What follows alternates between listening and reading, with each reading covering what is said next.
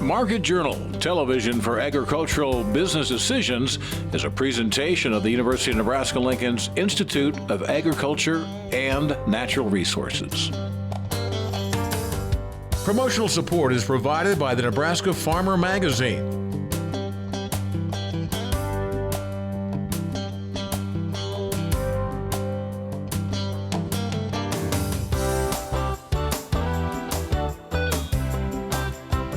Hello everyone, I'm Bryce Duskett. Thanks for joining us today on Market Journal. Following the trip to Texas, certainly glad to be back here in the Cornhusker State this week. Our team has been busy preparing another full episode of Market Journal. As we kick things off today, Nebraska Extension's Women in Agriculture Conference is back, and it's going to be here before you know it. This two-day event is designed to educate and uplift women that are involved in Nebraska's agricultural industry. This year's conference will feature a multitude of workshops and presentations that will help attendees learn how to better manage risk and improve their farms and ranches. The goal is to help them achieve greater success as operators and business partners. This year, we're really excited to have a whole lineup of keynote speakers. We have 4 ladies who are joining us to tell us their story, in addition to 20 extra workshops that participants can select from. And it's a wide variety, everything from looking at transferring the farm between generations. There's actually an ananogram workshop from Taryn Dreiling, who's a Nebraska rancher. So there's a lot of opportunities for participants to gain knowledge and skills to improve as women in agriculture. A growing number of agricultural enterprises in the U.S. are primarily operated by women, whether land has been acquired through family transition or purchased by someone looking to begin a farming practice. The Women in Ag Conference will feature workshops designed to help those who are transitioning into the agriculture industry. Yeah, so we're really excited to hear from Jim Jansen, who actually is a co-author on the Nebraska Farm Real Estate Survey, and he's actually going to be talking specifically about cash rental rates and developing lease agreements. So that's going to be a highlight for those who have maybe just inherited a farm or are new to farming and ranching. So again, we have those opportunities. We encourage you to go online at wia.unl.edu to look at our entire workshop lineup. There is always a good turnout for this particular event. However, numbers are expected to be down a bit this year due to the ongoing concern over COVID-19. However, if you are planning on attending, you will receive up-to-date information on any restrictions or mandates that you should know about before attending. So every year we have, pre-COVID about 275 participants. We expect that to be down a little bit just because of the pandemic. So Nebraska Extension follows the local guidelines. So participants who register will get an email before they depart that just explains what the current local guidelines are for COVID precautions. If you would like to attend this year's Women in Ag Conference, it will be held February 24th and 25th at the Holiday Inn Convention Center there in Kearney. Unfortunately, early registration has ended, but you do still have until February 24th to register for both days. You can also register for single days until 9 a.m. on February 25th. The two-day registration fee is now $175 or $80 for a single day.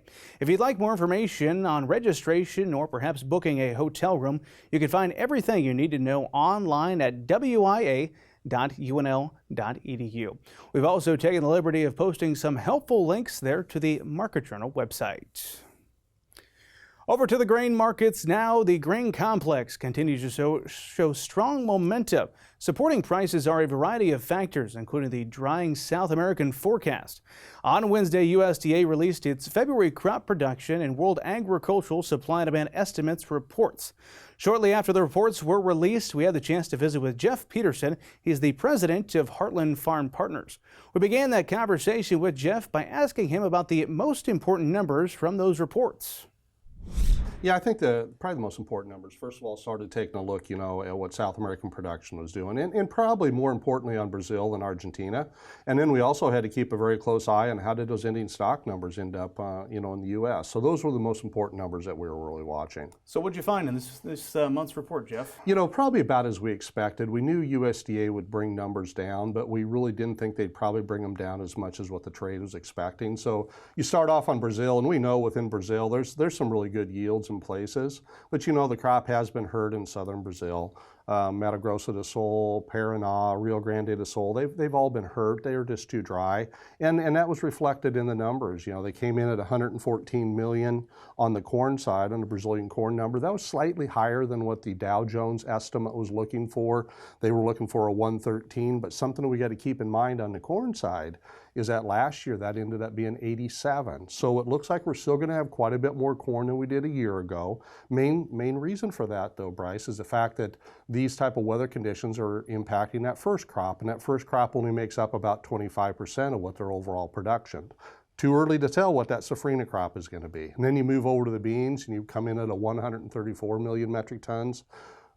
Dow Jones was looking for 133, so just slightly higher. But what we have to think about is last year. Last year was a 138, so we are starting to bring the numbers down below ultimately where we would have been last year. Argentina, you know, the numbers, it's probably a little bit too early to give them a lot of attention yet, but they came in just a little bit higher than what the trade was expecting. But something I want us to think about as we look overall at that production down in South America. Overall, when we compare the whole area, Argentina, Brazil, Paraguay, Uruguay, to basically a year ago, and we include the rest of that producing area there, from where the expectation was where they were going to be, they're down almost 900 million bushels is what the trade thinks. So as we go further down the road, I think we are going to see some additional reductions on that South American production numbers. Still on that WASDE released on Wednesday, what did we learn about the U.S. crop? You know, it was really interesting on the U.S. side. So, you know, January had just kind of a data dump, right? We had production numbers, quarterly stocks. Really kind of the focus then, since we got production out of the way now, and this February report was really all kind of about what demand was. And really over on the corn side, there was no adjustments, 1.54 billion bushels. Trade was looking for about 1.515, but we got to keep in mind that's exactly where the January report was.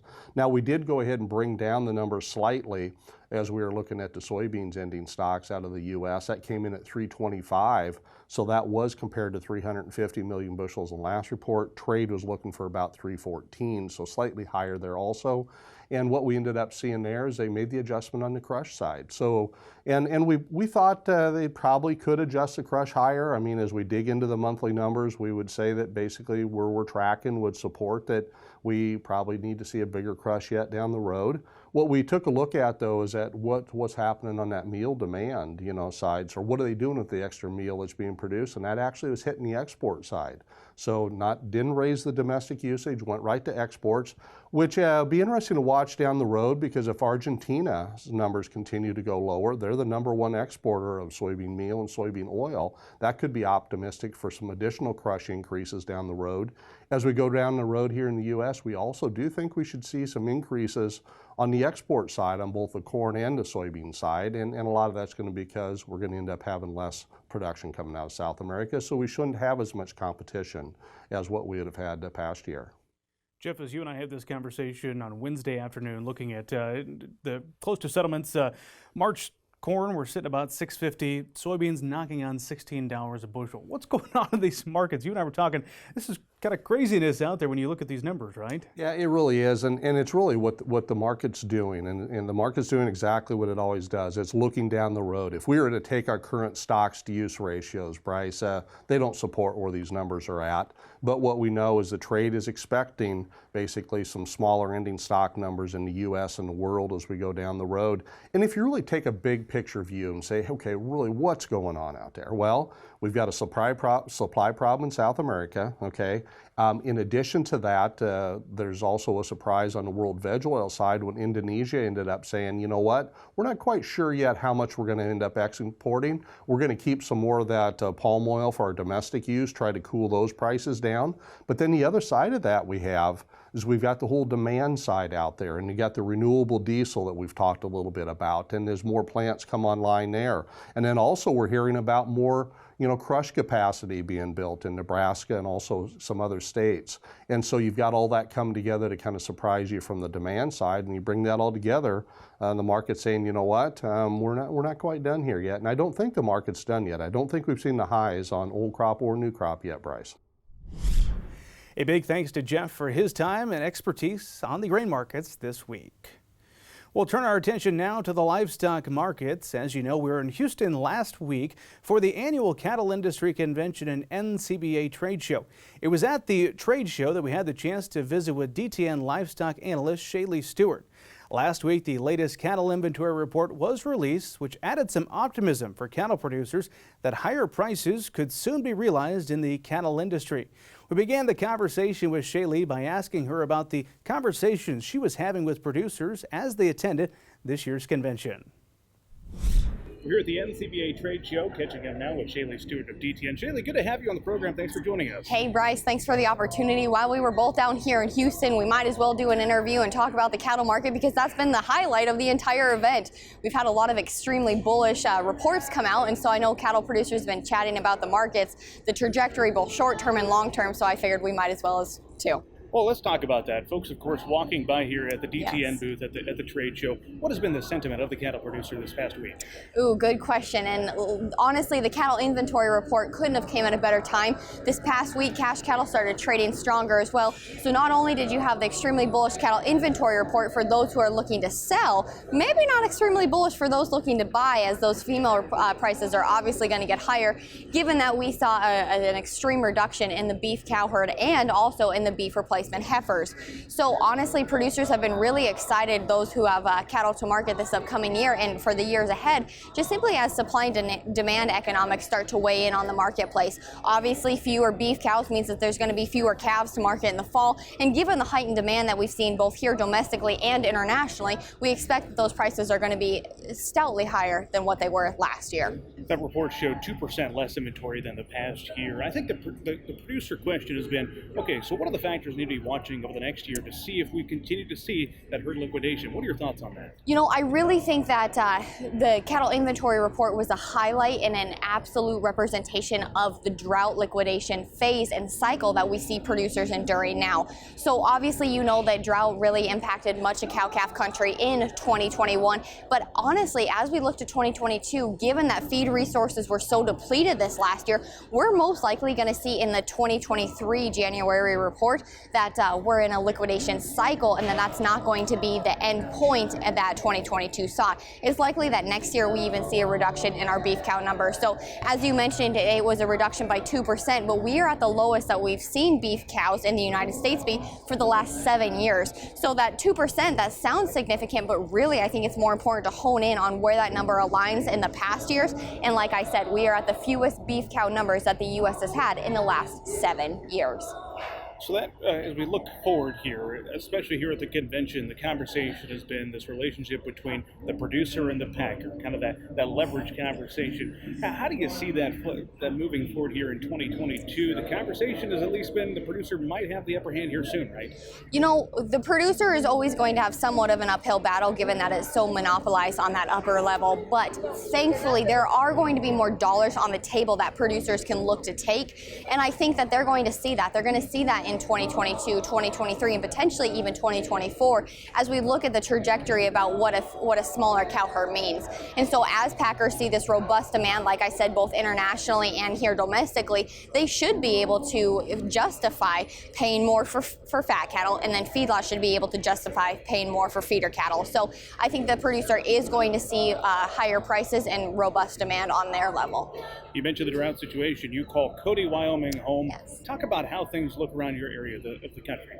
Well, you know, in Cody, Wyoming, we do get some snow, but that dang Wyoming wind just blows it on into Colorado or into the Dakotas. So as much of cow-calf country has become accustomed to, we're in drought scenarios as well. So my husband and I, we had to do some liquidating in cow numbers ourselves, just simply because, you know what, with hay prices knocking on $300 a ton in our area, it's hard to justify paying those type of prices. But then at the same time, you have to weigh the mechanisms of, well, if we're going to be in this operation, in this lifestyle, in this interest for an extended period of time, you really have to hone in on the numbers and say, okay, I don't necessarily want to pay $300 a ton this year for hay, but if I'm wanting to jump into females in the years to come, it's going to be really hard if prices get to, you know, that $3,000 mark like what we saw after the 2012 drought. So we sold a few cows this past year, but we're looking to expand as the opportunity arises.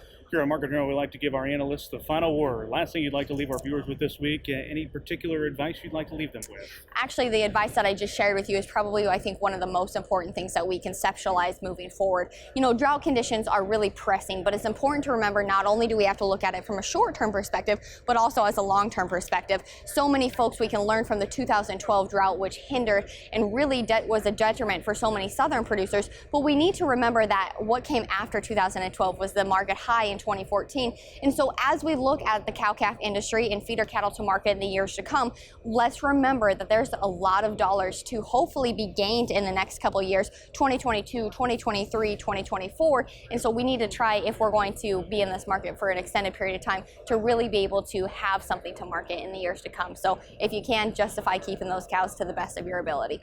Shayle Stewart of DTN, our guest here on Market Journal. Shayle, great to have you on the program. Thank you, Bryce. Always a privilege. Thanks again to both Jeff and Shayle for their time this week. Next week, we'll be joined by UNL livestock economist Elliot Dennis to get his take on the markets. As always, if you have a question you'd like for us to ask Elliot, don't hesitate to contact us via email or get in touch with us on social media, and we'll be sure to pass that question along. Dan Gillespie is known as a soil health hero. The Battle Creek farmer and retired NRCS no-till specialist has not only assisted farmers in adopting soil health practices over the years, but he also practiced what he preached on his own farm. Diagnosed in 2020 with ALS, Gillespie and his family continued to encourage soil health through the establishment of a soil health fund through the Nebraska Community Foundation. The mission of the fund is to promote soil health, water conservation, tree planting, and cover crops. You can learn more about this fund in the February issue of the Nebraska Farmer. It is now time for weather with Nebraska Extension Ag Climatologist and Market Journal Chief Meteorologist Al Dutcher. Well, Al certainly had a mild week as we look back as far as the weather goes, but what are things looking like as we turn to the days ahead? Well, Bryce, overall we didn't have too bad of a week. We've had a lot of temperatures well above normal and a couple of days where we reached the 60-degree mark.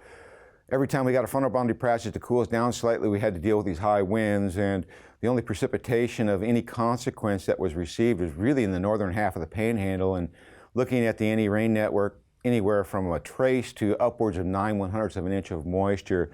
And that leads us to the other issue with this dry condition, sort of resembling as we enter that period right before the big rains in the spring start to develop. We always deal with the high fire danger. In this circumstance, without the amount of snowfall that we've had this winter, very little of it to be speak of, just have nothing to compress that grass down, and it's standing straight up.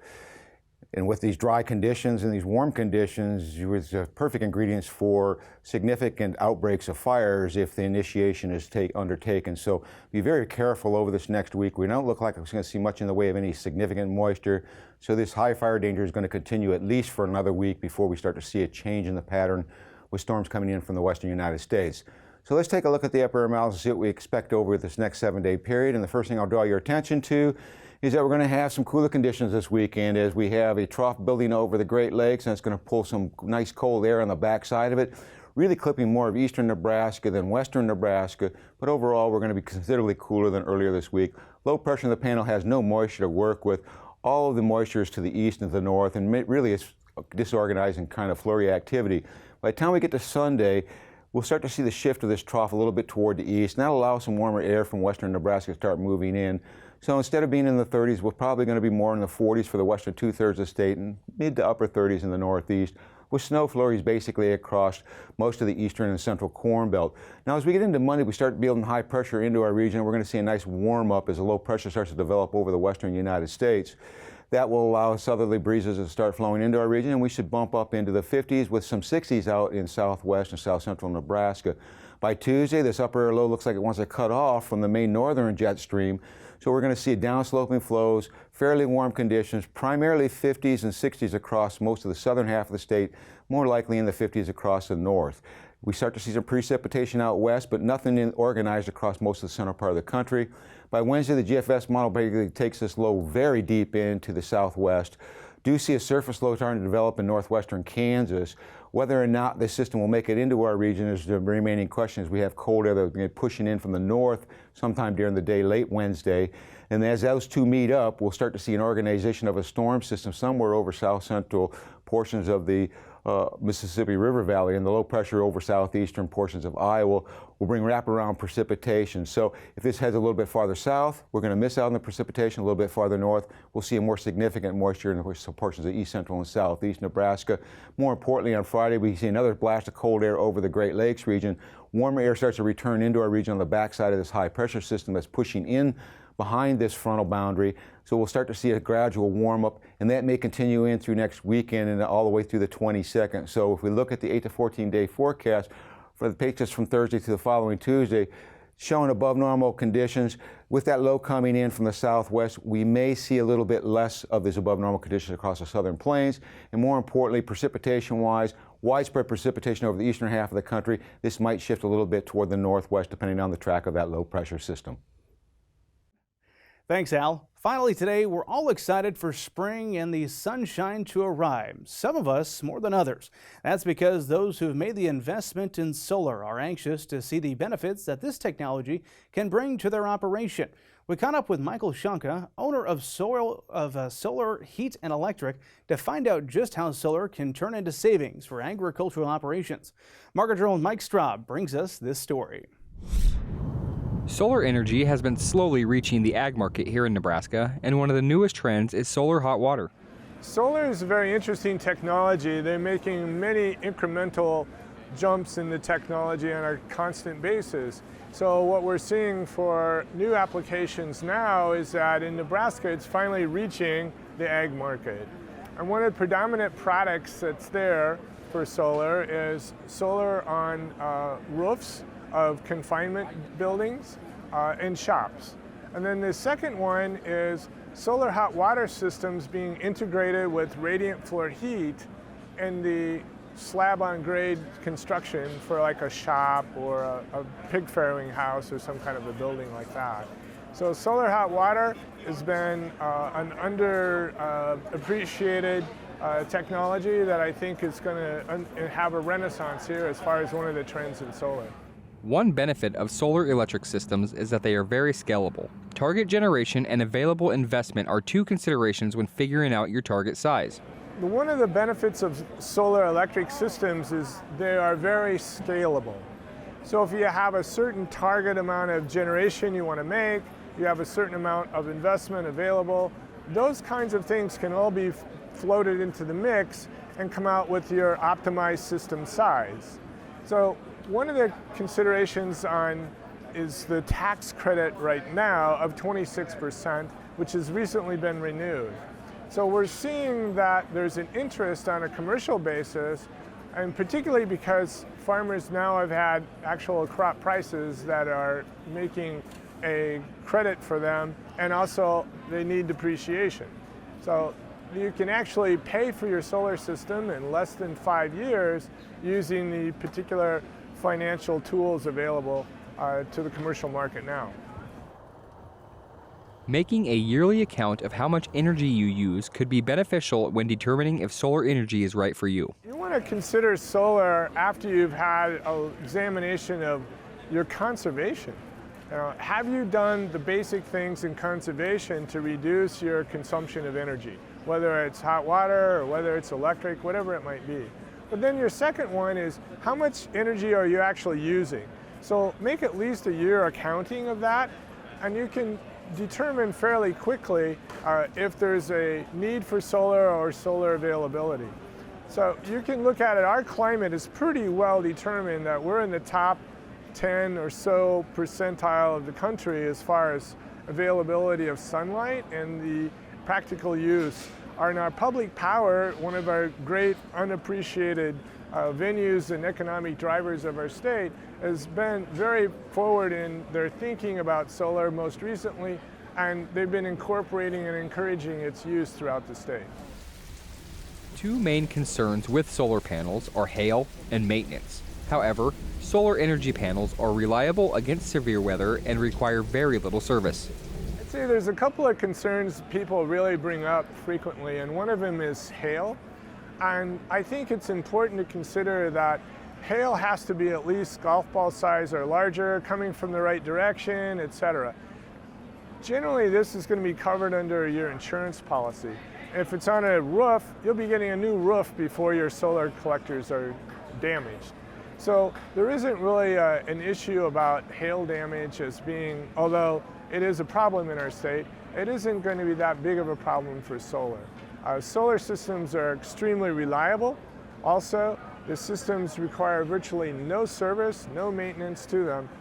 You don't even need to wash it off. The rain's going to take care of that for you. So there's two of the more important factors that I hear a lot as I'm traveling around the state and working with people as they're examining solar as an investment. One consideration when wanting to optimize solar power is that if you generate more energy than you need in a given time frame, you can either roll that energy over and use it, or you will be cashed out at the end of the year. Nebraska passed a net metering bill in 2009, and this bill was developed in conjunction with the Nebraska Rural Electric Association and other groups in the state, and was really a very comprehensive bill. It limited the minimum at 25 kW. So the power companies have to allow at least 25 kW, and they can do more, and some have actually done that. We have a system where if you generate more than you need at this certain month or this season, it will carry forward. And then you can have a chance to use it then. And if not, at the end of the year, they just cash you out. Now, the idea is we all want to contribute to public power. It's a public good of our state.